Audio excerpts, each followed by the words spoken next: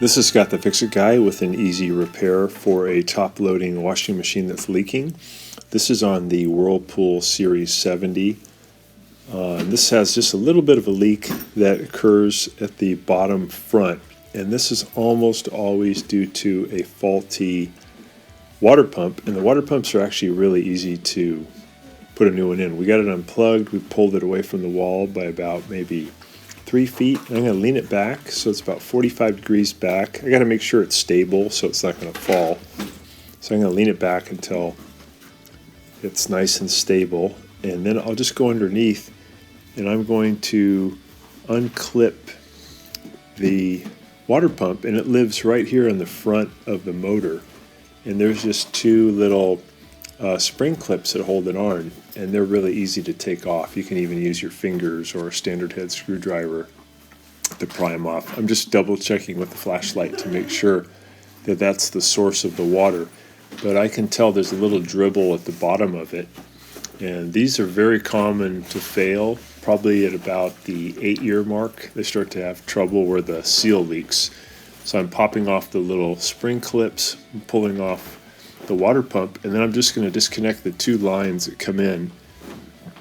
I'm noticing that there's a little trail of sediment that's coming down, so this just verifies that that's where the water was coming from. And I'll unclip the hoses just with a pair of pliers. Here's the part number on the water pump, and this is for most of the Whirlpool direct drive washing machines. So I'm going to use a pair of pliers to squeeze in on these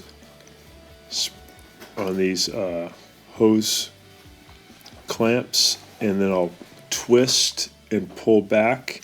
And there'll be some water that'll come out, so you want to make sure you have a little towel down there. You're going to get a couple cups of water coming out.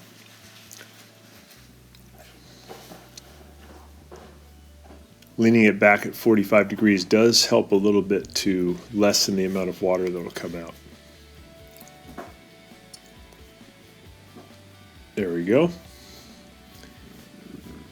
So I got the bottom one off. This is the hose that takes the water and brings it out away from the machine. And then the hose above is the one that takes it from the tub to the pump.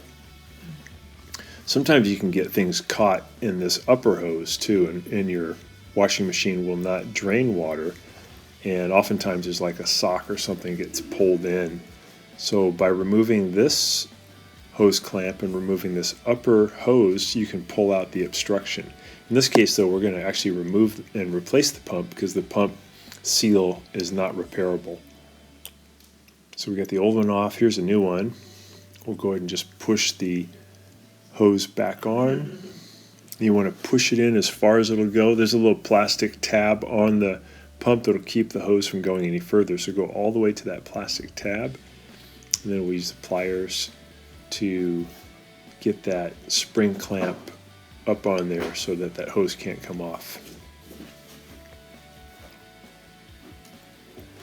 You can also take these hoses off while the pump is still connected to the machine. In some ways it's easier because it's more stable. I like to do it this way because I can get to those clamps a little bit easier. So I'm putting the bottom hose on. That's the one that takes, again, the water from the pump out away from the machine. And now I'll get the pump back on by putting it back onto the motor shaft and kind of wiggle it around until it seats back down on the motor shaft. And it has 4 plastic legs on it, like table legs, and they have to sit all the way down against the motor. And then I'll take the upper spring clamp and I'll pull it back over the top of the water pump. I'll do the same here at the bottom so you can see how it works. You just push it and lift a little bit, it'll clip in. And now the pump's on there, it's nice and tight. We're just going to put this other hose clamp up on the lower tube, and then we're done. It's a really fast repair, and the part's not very expensive. These are actually really good machines. They last a long time. I've seen these go 25 years, so they're well worth repairing, and the parts are usually pretty cheap. So we're just making sure that those 2 hose clamps are on there tight, and then we'll Gently lower the machine back down to where it's flat, push it back against the wall, and we'll get its drain pipe put back into the standpipe behind the machine, plug it in, and take it for a test drive. There's a little sediment, you can see it better. It's forensic evidence that that seal had gone bad. Just testing it out, filling it and draining it, and we don't get any leaks, so that did the trick. Hope this has been helpful to you, and please subscribe to our channel when you get a chance. Thanks for watching.